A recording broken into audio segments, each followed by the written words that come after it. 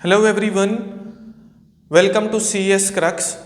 आज का हमारा टॉपिक है frames in artificial intelligence for knowledge representation.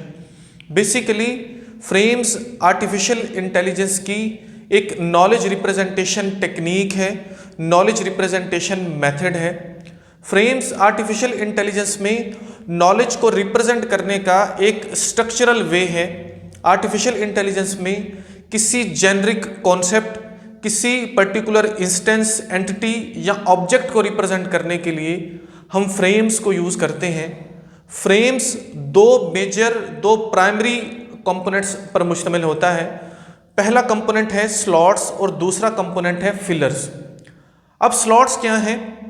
किसी पर्टिकुलर ऑब्जेक्ट से एसोसिएटेड जो उसके एट्रीब्यूट्स, उसकी प्रॉपर्टीज़ या करेक्टरिस्टिक्स होती हैं उन्हें स्लॉट्स बोला जाता है, जबकि उन प्रॉपर्टीज़ को असाइंड वैल्यूज़ को फिलर्स बोला जाता है। जैसे फॉर एग्जांपल हमारे पास एक ऑब्जेक्ट है, कार का ऑब्जेक्ट है, हमें इसको अगर फ्रेम्स में कन्वर्ट करना है तो कुछ इस तरह से हम उसको रिप्रेजेंट करते हैं। सबसे पहले नंबर पर यहाँ पर हमने उस फ्रेम का नाम लिखना है, उस ऑब्जेक्ट का नाम लिखना है, जैसे यहाँ पर लिखा हुआ है। और यहाँ पर हमारे पास व्हील, डोर, इंजन, उस कार का जो टाइप है, ये बेसिकली कार की प्रॉपर्टीज हैं, उसकी आप बोल सकते हो एट्रीब्यूट्स हैं। इसको हम बोलते हैं स्लॉट्स। ठीक है, व्हील, डोर, इंजन, टाइप, ये स्लॉट्स हैं इस फ्रेम के। जबकि वो वैल्यूज जो हमने इन एट्रीब्यूट्स को असाइन की हुई हैं वो फिलर्स कहलाती हैं। जैसे इस कार के, ये जो कार ऑब्जेक्ट है उसके व्हील 4 हैं, उसके जो डोर हैं वो 4 हैं, उसका जो इंजन है वो आईसी हो सकता है, वो ईएम हो सकता है, उसकी जो टाइप है वो ईवी हो सकती है, मतलब ये जो आज के टाइम में इलेक्ट्रिक कार्स आई हुई हैं, या फ्यूल कार हो सकती है। तो ये हमारे पास है स्लॉट्स, और उन स्लॉट्स को असाइन की गई जो वैल्यूज हैं वो फिलर्स कहलाती हैं। सिंपल सा कॉन्सेप्ट है। अब इस कॉन्सेप्ट को आगे समझने से पहले हमको थोड़ा सा ये समझना है कि बेसिकली जो फ्रेम है उसका आइडिया क्या है। थोड़ा सा हमने आइडिया को समझना है।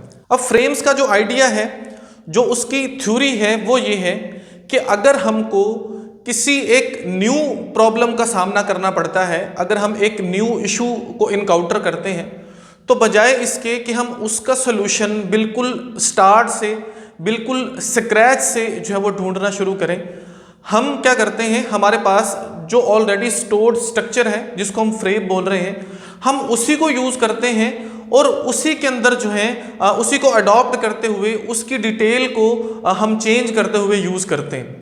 बेसिकली नॉलेज रिप्रेजेंटेशन जो है, हम हमारी मशीन्स में, हमारे एआई एजेंट्स में नॉलेज को स्टोर कर रहे हैं। जब भी एक न्यू प्रॉब्लम को वो इनकाउंटर करेंगे तो वो फ्रेम्स जो ऑलरेडी उनके पास एक स्ट्रक्चर पड़ा हुआ है, जिसको हम मेंटल स्ट्रक्चर बोल सकते हैं, फ्रेम बोल सकते हैं, वो उसी को यूज़ करेंगे, लेकिन उसमें कुछ चेंजिंग करेंगे नई प्रॉब्लम के मुताबिक, और फर्दर अपनी प्रॉब्लम्स को सॉल्व करेंगे। तो इसका जो आइडिया है बेसिकली ये है।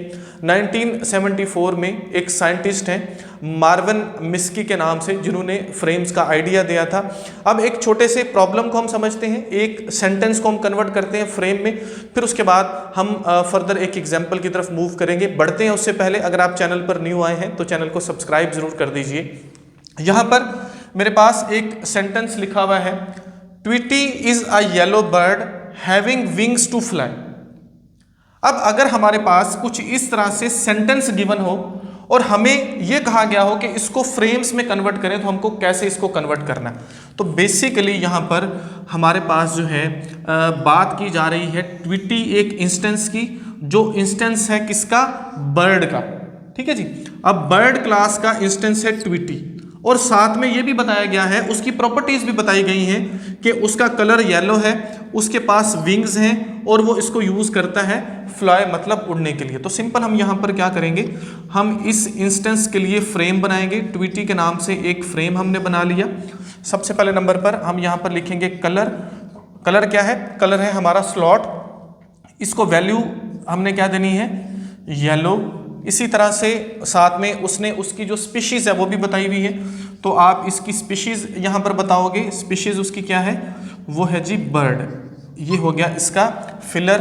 हैविंग विंग्स, ठीक है। तो हम यहाँ पर इंस्ट्रूमेंट लिख सकते हैं या उसके लिए आप उसका ऑर्गन बोल सकते हो, कुछ भी आप इसकी प्रॉपर्टी लिख सकते हो। तो मैं यहाँ पर इंस्ट्रूमेंट जो है वो लिख देता हूँ, इसके क्या है जी, विंग्स। तो ये हमने क्या किया, हमने ट्विटी इंस्टेंस का एक फ्रेम बना दिया। इस तरह से हमने जो है फ्रेम्स को बनाना है। अब हम एक बड़ा एग्जाम्पल लेते हैं, हम एक पूरे सिस्टम को जो है वो कन्वर्ट करते हैं फ्रेम्स में। सिस्टम है कार्स का, कार्स आगे फर्दर डिवाइडेड है दो तरह की कार्स में, फ्यूल कार्स में, और इसी तरह से फर्दर दूसरे नंबर पर है हमारे पास ईवी। फिर फर्दर उनकी आगे कंपनीज हैं, जैसे अगर फ्यूल कार की हम बात करें तो दो तरह की हम यहाँ पर एग्जांपल लेंगे, सुजुकी कार्स हो सकती हैं, इसी तरह से अगली उसकी जो सब क्लास हो सकती है वो टोयोटा कार हो सकती है। और अगर हम बात करें इलेक्ट्रिक कार्स की, ईवी की, तो उसकी आगे बहुत सारी टाइप्स हैं, लेकिन इस एग्जाम्पल में हम दो को ही जो है वो कंसिडर करेंगे। पहले नंबर पर दीपाल कार जो पाकिस्तान में यूज होती हैं, और दूसरे नंबर पर एमजी। फिर आगे फर्दर उनके इंस्टेंसेस होंगे जो उनके स्पेसिफिक मॉडल्स हैं। तो हम किस तरह से इस पूरे सिस्टम को फ्रेम्स की फॉर्म में यहाँ पर रिप्रेजेंट करेंगे, इसको मिटाकर हम उस एग्जाम्पल को कंसिडर करते हैं, ताकि जो पूरा कॉन्सेप्ट है फ्रेम्स का वो हमको अच्छे से समझ आ पाए। यहाँ पर मैंने कार सिस्टम को in form of frames draw किया है। यहाँ तक तो मैंने स्लॉट्स और फिलर्स मेंशन किए हैं, लेकिन टाइम कम होने की वजह से मैंने ये जो नीचे हमारे पास कुछ सब क्लासेस हैं, ऑब्जेक्ट्स हैं या इंस्टेंसेस हैं, यहाँ पर वो मेंशन नहीं किया। आप मेंशन कर सकते हो, वो कोई बड़ी बात नहीं है, जो भी जितने भी आप लिख सको उसमें कोई मसला नहीं है। तो मैं ये बता रहा हूँ कि टाइम कम होने की वजह से यहाँ पर मैंने स्लॉट्स और फिलर्स इनके इंटर नहीं किए। कुछ इस तरह से हम फ्रेम्स को रिप्रेजेंट करते हैं। वो यूनिवर्सिटी सिस्टम हो सकता है, हॉस्पिटल सिस्टम हो सकता है, कोई गिवन सिनेरियो हो सकता है। अब यहाँ पर थोड़ा सा बात को समझिए। यह है हमारे पास कार जो पेरेंट क्लास है, और यह है हमारे पास एफ कार मतलब फ्यूल कार, और यह है E car. E car is a car, F car fuel car is a car. मतलब ये पेरेंट क्लास है, ये चाइल्ड क्लास है।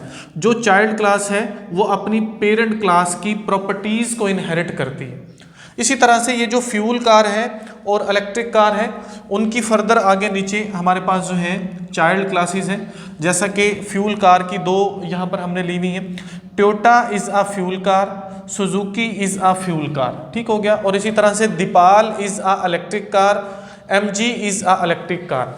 ये जो हमारे पास क्लासेस हैं, जैसा कि दीपाल है, दीपाल इलेक्ट्रिक कार की प्रॉपर्टीज को इनहेरिट करती है, MG इलेक्ट्रिक कार की प्रॉपर्टीज को इनहेरिट करती है, इसी तरह से इसकी प्रॉपर्टीज को इनहेरिट करती है।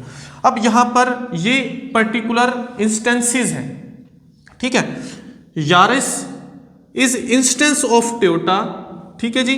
Alto is instance of Suzuki, DSO7 is instance of Deepal, क्योंकि ये पर्टिकुलर हो गया ना, स्पेसिफिक एंटिटी बन गई है, इसलिए ये इंस्टेंसेस हैं। MG-D4 is instance of MG, और MG जो है MG is a E car, E car is a car. कुछ इस तरह से हम फ्रेम्स की फॉर्म में रिप्रेजेंट करते हैं। और एक और मेथड भी है, अगर आप उसको ग्राफिकली रिप्रेजेंट नहीं करना चाहते तो आप इस तरह से भी इसको समटाइम लिखा होता है। जैसे अगर ऐसा लिखा होगा, Deepal is such that E car, ठीक है। Deepal is a car. अब यहां पर ये जो दीपाल है और जो ई कार है, इनमें जो ई कार है ये पेरेंट क्लास है, जबकि जो दीपाल है ये इसकी चाइल्ड क्लास है। कुछ इस तरह से भी लिखा हो सकता है, इसलिए मैं आपको बता रहा हूं। Deepal is a E car, तो यहाँ पर दीपाल जो है ये प्रॉपर्टीज इनहेरिट कर रही है ई कार की, ठीक है। जैसे इस तरह लिखा हो कि Tweety is a robin, robin is a bird, means to say कुछ इस तरह से भी इसको रिप्रेजेंट किया जाता है। उसके साथ साथ एक और अहम पॉइंट जो आपने याद रखना है, फॉर एग्जाम्पल यहाँ पर ये जो क्लास है, मैं यहाँ पर स्लॉट के साथ अगर स्टेरिक लगाता हूँ, मैं इस तरह से लिखता हूँ स्टेरिक व्हील और उसकी वैल्यू है 4। अब ये जो व्हील स्लॉट है, इसके साथ स्टेरिक साइन लगाने का मतलब ये है कि हमने ये स्पेसिफाई कर दिया है, ये कांस्टेंट लगा दिया है कि इस दीपाल क्लास के जितने भी इंस्टेंसेस होंगे उसमें ये स्लॉट या ये एट्रीब्यूट जरूर यूज होगा, ठीक है। इसके नीचे जितने भी, अगर यहाँ पर 10 इंस्टेंसेस होंगे, इसके 8 इंस्टेंसेस होंगे, तो वहां पर जो व्हील है इस इंस्टेंस को लाजमी यहाँ पर लिखा जाएगा और वो उसकी वैल्यू भी सेम वही रहेगी, 4 रहेगी। तो इस बात को भी आपने याद रखना है। ये कुछ इंपॉर्टेंट पॉइंट्स थे जो आपको बताना ज़रूरी था। होपफुली कॉन्सेप्ट आपको समझ आया होगा। याद रखिए मैंने यहाँ पर ये खाली छोड़े हुए, आपने खाली नहीं छोड़ने। ये टाइम की किल्लत की वजह से यहाँ पर स्लॉट्स और उनके अगेंस्ट फिलर्स नहीं लिखे हुए। ये कुछ भी आप इनकी जो प्रॉपर्टीज़ हैं उनके अगेंस्ट जो वैल्यूज़ हैं वो आप असाइन कर सकते हो, इससे कोई फ़र्क नहीं पड़ता। Thank you so much. Video अगर आपके लिए हेल्पफुल है तो लाइक ज़रूर कीजिए, चैनल को सब्सक्राइब ज़रूर कीजिए और दूसरों के साथ शेयर ज़रूर कीजिए। अल्लाह हाफिज़।